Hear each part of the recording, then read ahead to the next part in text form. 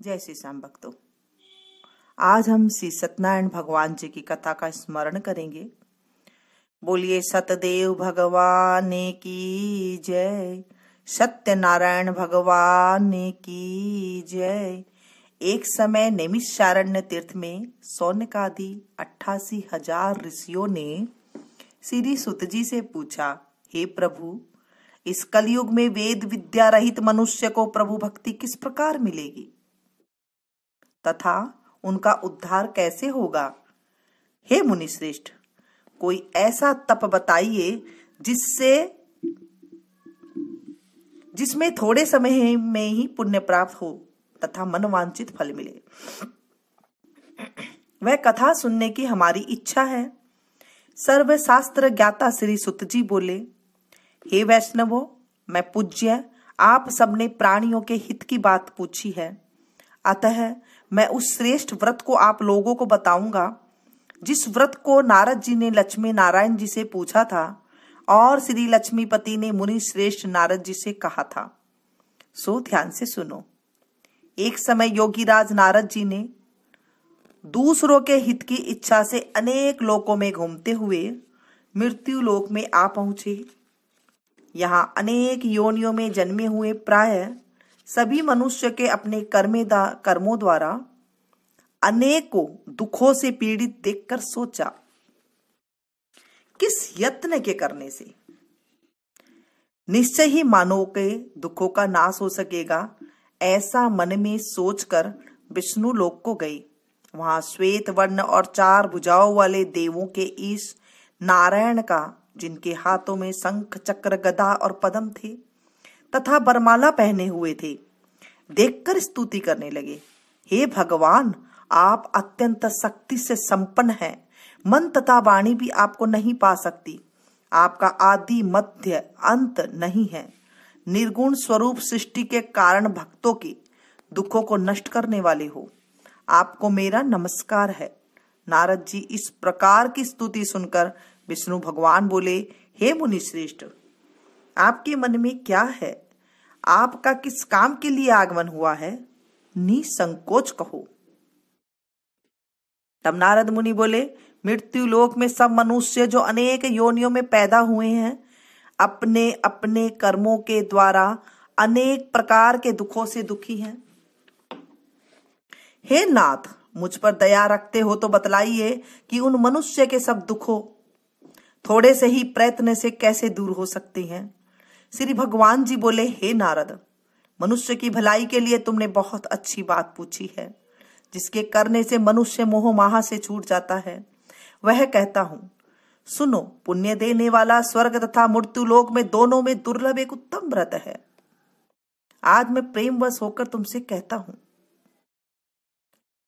श्री सत्यनारायण भगवान का यह व्रत अच्छी तरह विधान पूर्वक करने से मनुष्य तुरंत ही यहाँ सुख भोग कर मरने पर मोक्ष को प्राप्त होता है। श्री भगवान के वचन सुनकर नारद मुनि बोले, इस व्रत का फल क्या है? क्या विधान है? किसने यह व्रत किया था और किस दिन यह व्रत करना चाहिए? विस्तार से कहो। भगवान बोले, दुख व शोक आदि को दूर करने वाला, धन्य धान को बढ़ाने वाला, सौभाग्य तथा संतान को देने वाला यह व्रत सब स्थानों पर विजयी करने वाला है।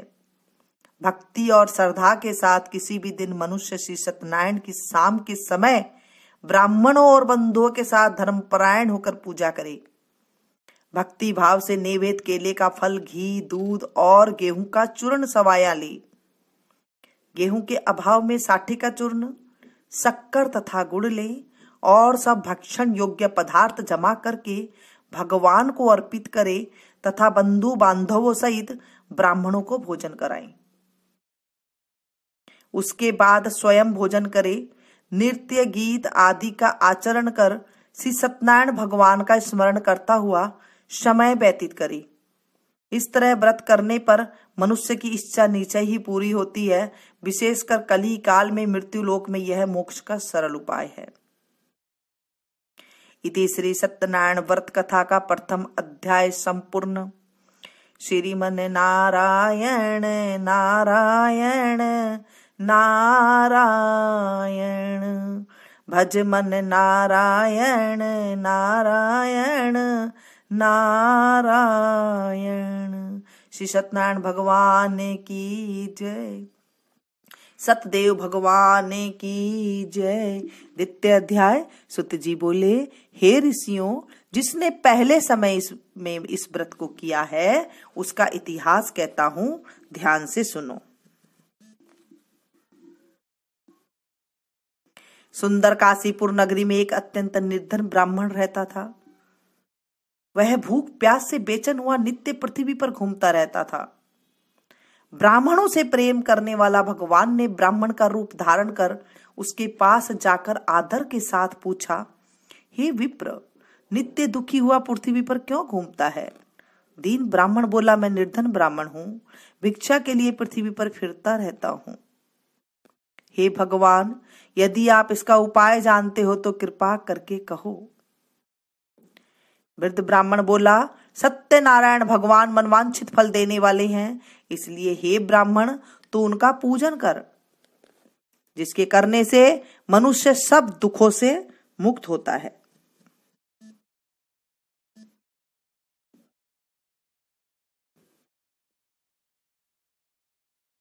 ब्राह्मण को व्रत का सारा वृत्तांत बतलाकर बुरे ब्राह्मण का रूप धारण करने वाले श्री सत्यनारायण भगवान अंतर्ध्यान हो गए।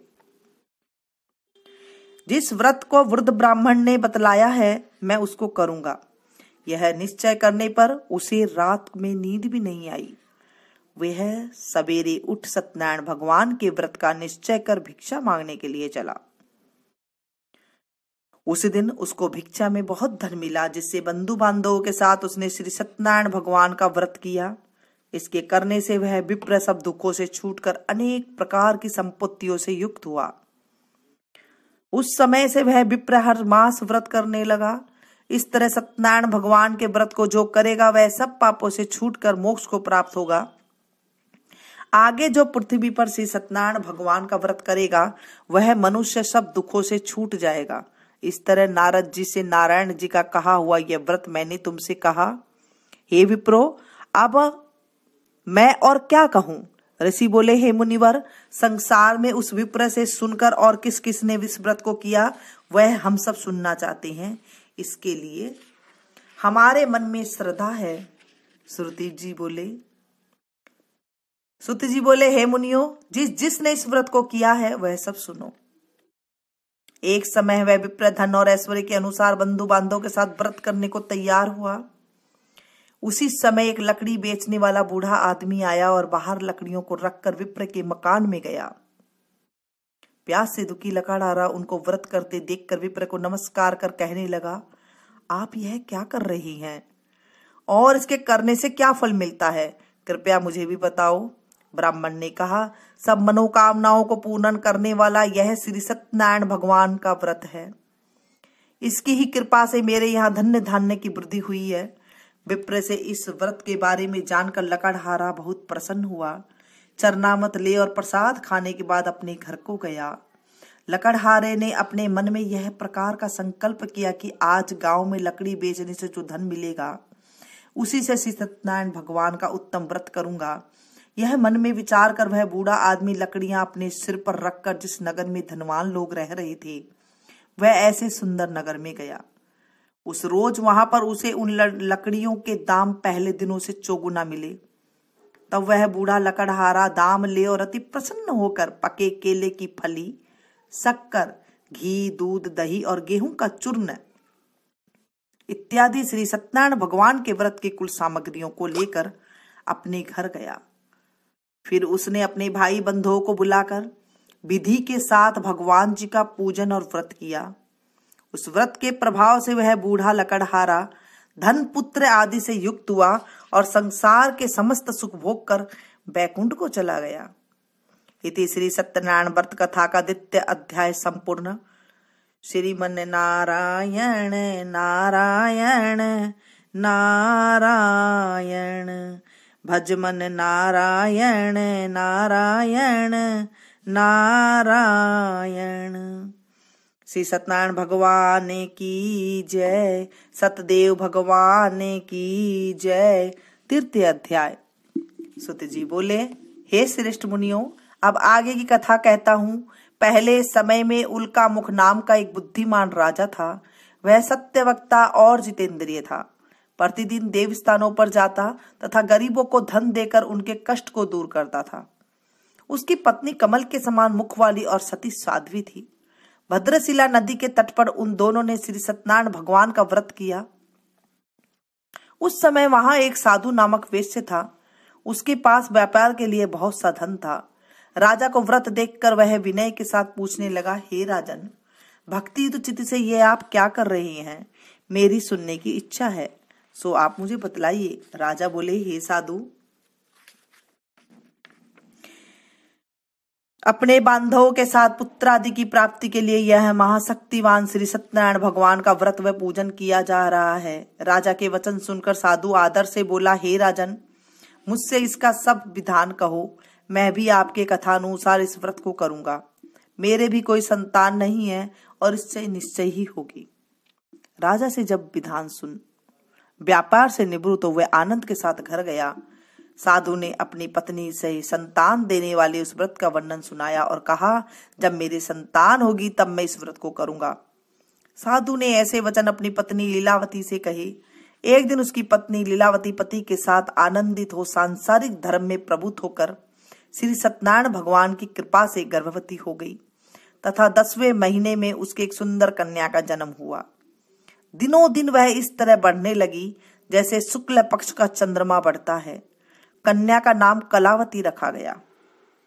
तब लीलावती ने मीठे शब्दों में अपने पति से कहा, जो आपने संकल्प किया था कि सत्यनारायण भगवान का व्रत करूंगा, अब आप उसे करिए। साधु बोला, हे प्रिय, इसके विवाह पर करूंगा। इस प्रकार अपनी पत्नी को आश्वासना दे वह नगर को गया। कलावती प्रतिग्रह में वृद्धि को प्राप्त हो गई। साधु ने जब नगर में सखियों के साथ अपनी पुत्री को देखा तो तुरंत ही दूत को बुलाकर कहा, पुत्री के लिए कोई सुयोग्य वर देख कर लाओ। साधु की आज्ञा पाकर दूत कंचन नगर पहुंचा और वहां पर देखभाल कर लड़की के लिए सुयोग्य बाणिक पुत्र ले आया। उस सुयोग्य लड़के को देखकर साधु ने अपने बंधु बांधवों सहित प्रसन्नचित अपनी पुत्री का विवाह उसके साथ कर दिया। किंतु दुर्भाग्य से विवाह के समय भी उस व्रत को करना भूल गया। तब श्री भगवान क्रोधित हो गए और शाप दिया, तुम्हें दारुण दुख प्राप्त होगा। अपने कार्य में कुशल साधु बनिया जमाता सहित समुद्र के समीप स्थित होकर रत्नसारपुर नगर में गया और वहां दोनों ससुर जमाई चंद्रकेतु राजा के उस नगर में व्यापार करने लगे। एक बार भगवान ने श्री सत्यनारायण की माया से प्रेरित कोई चोर राजा का धन चुरा कर भागा जा रहा था, किंतु राजा के दूतों को आता देखकर चोर ने घबराकर भागते हुए राजा के धन को वहीं चुपचाप रख दिया जहां ससुर जमाई ठहरे हुए थे। जब दूतों ने उस साधु वैश्य के पास राजा का धन को देखा तो उन दोनों को पकड़ राजा के समीप ले जाकर बोले, हम इन दोनों चोरों को पकड़कर लाए हैं, अब हमें क्या करना है, आज्ञा दे। राजा की आज्ञा से उन्हें कारावास में डाल दिया और उनका धन छीन लिया। श्री सत्यनारायण भगवान के श्राप द्वारा उनकी पत्नी भी घर पर बहुत दुखी हुई और उनके घर पर जो धन रखा था उसे भी चोर चुरा कर ले गए। शारीरिक व मानसिक पीड़ा तथा भूख प्यास से अति दुखी हो अन्न की चिंता में कलावती एक ब्राह्मण के घर गई। वहां उसने श्री सत्यनारायण भगवान का व्रत होते देखा। फिर कथा सुनी तथा प्रसाद ग्रहण कर रात को घर आई। माता ने कलावती से कहा, हे पुत्री, तू अब तक कहाँ रही और तेरे मन में क्या है? कलावती बोली, हे माता, मैंने एक ब्राह्मण के घर में श्री सत्यनारायण भगवान का व्रत देखा है। कन्या के वचन सुनकर लीलावती भगवान के पूजन को तैयार करने लगी। लीलावती भगवान का पूजन जब तैयार करने लगी तो लीलावती ने परिवार और बांधवों सहित श्री सत्यनारायण भगवान के पूजन किया और वर मांगा, मेरे पति और दामाद शीघ्र आ जाएं। साथ में ही प्रार्थना की कि हम सबका अपराध क्षमा करो।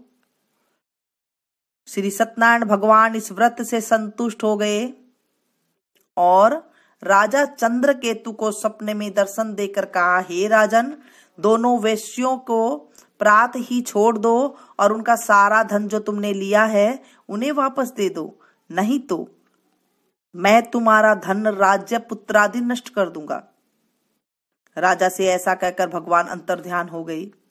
प्रातःकाल राजा चंद्रकेतु ने सभा में अपना स्वप्न सुनाया। फिर दोनों बाणिक पुत्र को कैद से मुक्त कर सभा में बुलाया। दोनों ने आते ही राजा को नमस्कार किया।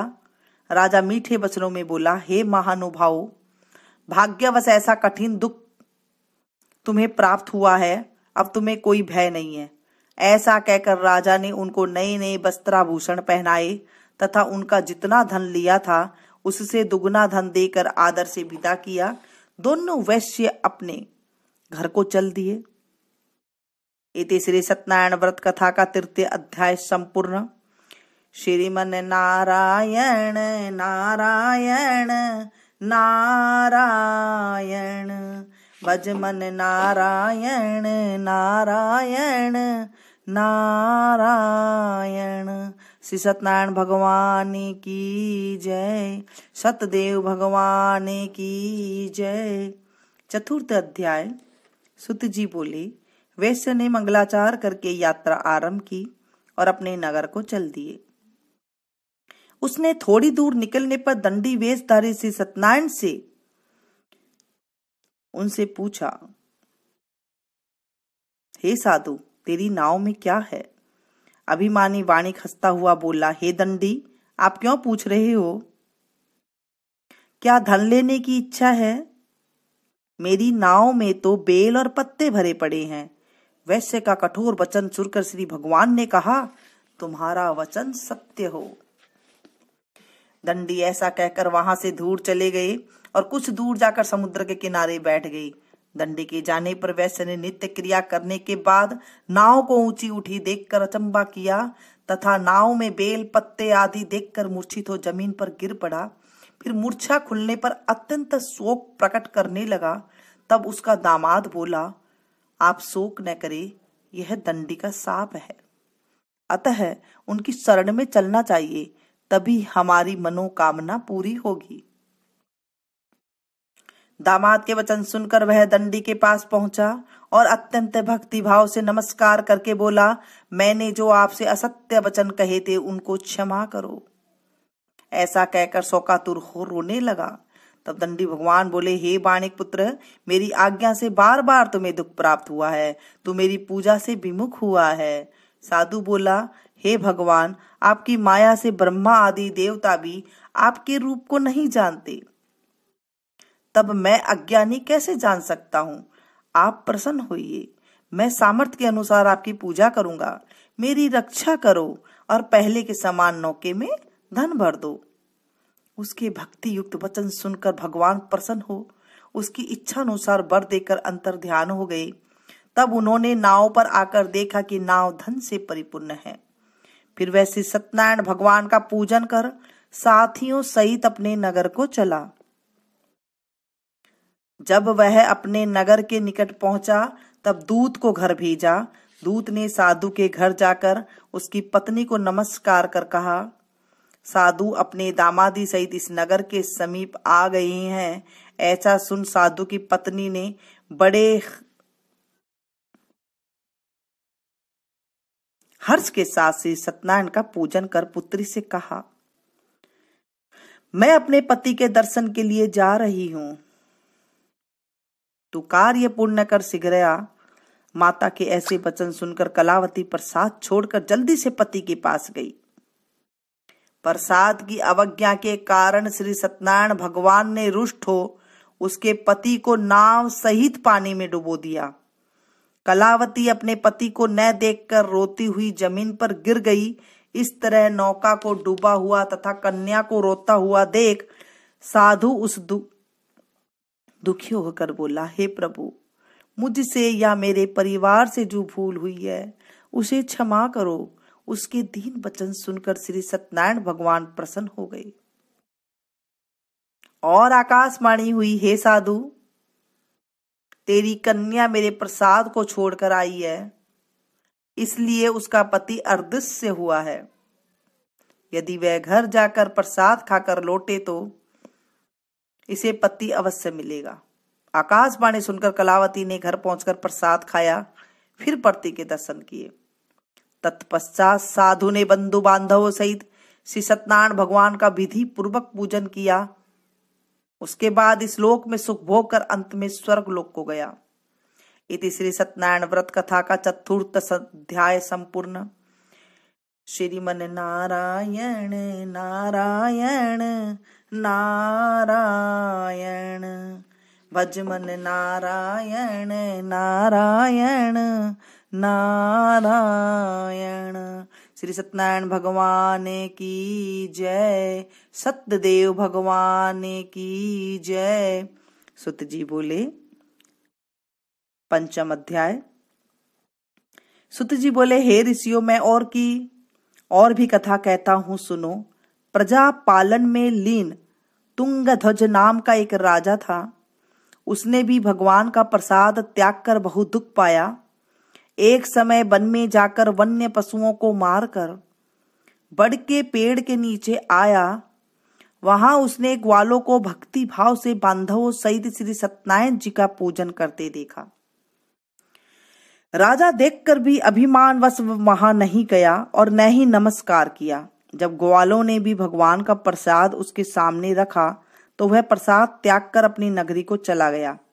वहां पहुंचकर उसने अपना सब कुछ नष्ट पाया। तब वह जान गया कि यह सब भगवान ने किया है। तब वह विश्वास कर ग्वालों के पास गया और विधि पूर्वक पूजन कर प्रसाद खाया। सो श्री सत्यनारायण भगवान की कृपा से सब कुछ पहले जैसा हो ही गया। फिर दीर्घ काल तक सुख भोग कर मृत्यु होने पर स्वर्ग लोक को गया। जो मनुष्य इस परम दुर्लभ व्रत को करेगा, भगवान की कृपा से उसे धन्य धान्य की प्राप्ति होगी, निर्धन धनी और बंधीर बंधन से मुक्त निर्भय हो जाता है। संतानहीनों को संतान प्राप्त होती है तथा सब मनोरथ पूर्ण होकर अंत में वैकुंठ धाम को जाता है। जिन्होंने पहले इस व्रत को किया है, अब उनके दूसरे जन्म की कथा कहता हूं। वृद्ध सतानंद ब्राह्मण ने सुदामा का जन्म लेकर मोक्ष को पाया। लकड़हारे ने अगले जन्म में निषाद बनकर मोक्ष प्राप्त किया। उल्का मुख नाम का राजा दशरथ होकर बैकुंठ को प्राप्त हुआ। साधु नाम के वैश्य ने मोरध्वज बनकर अपने पुत्र को आरे से चीरकर मोक्ष को प्राप्त किया। महाराज तुंगध्वज ने स्वयंभू होकर भगवान में भी भक्ति युक्त हो कर्म कर मोक्ष प्राप्त किया। इति श्री सत्यनारायण व्रत कथा का पंचम अध्याय संपूर्ण। श्रीमन नारायण नारायण नारायण, भजमन नारायण नारायण नारायण। श्री सत्यनारायण भगवान की जय। अब हम भगवान जी सत्यनारायण भगवान जी की आरती करेंगे। ओम जय लक्ष्मी रमणा, स्वामी जय लक्ष्मी रमणा, सत्यनारायण स्वामी श्री सत्यनारायण स्वामी, जनपातक हरणा, जय लक्ष्मी रमणा, रतन जड़ित सिंहासन, अद्भुत छवि राजे ओ स्वामी अद्भुत छवि राजे, नारद करत निरंजन, नारद करत निराजन, घंटा ध्वनि बाजे, जय लक्ष्मी रमणा, प्रगट भये कलि कारण, दिज को दरस दिया स्वामी दिज को दरस दियो, बूढ़ो ब्राह्मण बन कर, बूढ़ो ब्राह्मण बन कर कंचन महल कियो, जय लक्ष्मी रमणा, दुर्बल भील कठारो, जिन पर कृपा करी, स्वामी जिन पर कृपा करी, चंद्रचूड़ एक राजा, चंद्रचूड़ एक राजा, तिनकी विपत्ति हरी, जय लक्ष्मी रमणा। वैश्य मनोरथ पायो सरधा तज दीनी, स्वामी सेवा तज दीनी। सो फल भोग्यो प्रभु जी, सो फल भोग्यो सांवरा, फिर स्तुति कीनी। जय लक्ष्मी रमणा। भाव भक्ति के कारण छिन छिन रूप धराओ, स्वामी पल पल रूप धरो। सरदा धारण कीनी, भक्ति धारण कीनी, तिनको काज शरू। जय लक्ष्मी रमणा। ग्वाल बाल संग राजा, बन में भक्ति करी, ओ स्वामी बन में भक्ति करी। मन वांछित फल दीना, मन इच्छा फल दीना, दीन दयालु हरि। जय लक्ष्मी रमणा। चढ़त प्रसाद सवायो, कदली फल मेवा, स्वामी केला फल मेवा। धूप दीप तुलसी से राजी सतदेवा। जय लक्ष्मी रमणा। श्री सत्यनारायण भगवान जी की, स्वामी जी की आरती जो कोई नर गावे, ओ स्वामी प्रेम सहित गावे। कहत शिवानंद स्वामी, मन रटत हरि हर स्वामी, सुख संपत्ति फल पावे। जय लक्ष्मी रमणा। कहत शिवानंद स्वामी, मन वांछित फल पावे। जय लक्ष्मी रमणा। जय लक्ष्मी रमणा, ओ स्वामी जय लक्ष्मी रमणा। सत्यनारायण स्वामी, श्री सत्यनारायण स्वामी, जन पातक हरणा। जय लक्ष्मी रमणा। बोले सतदेव भगवान की जय, सत्यनारायण भगवान की जय। आज हमने सत्यनारायण भगवान की कथा सुनी है। इसे आप ज्यादा से ज्यादा शेयर करें ताकि औरों को भी लाभ मिल सके। मिलती हूँ फिर से एक नई वीडियो में नई जानकारी के साथ। तब तक आप लोग देखते रहिए मीनू संगीत। Thank you.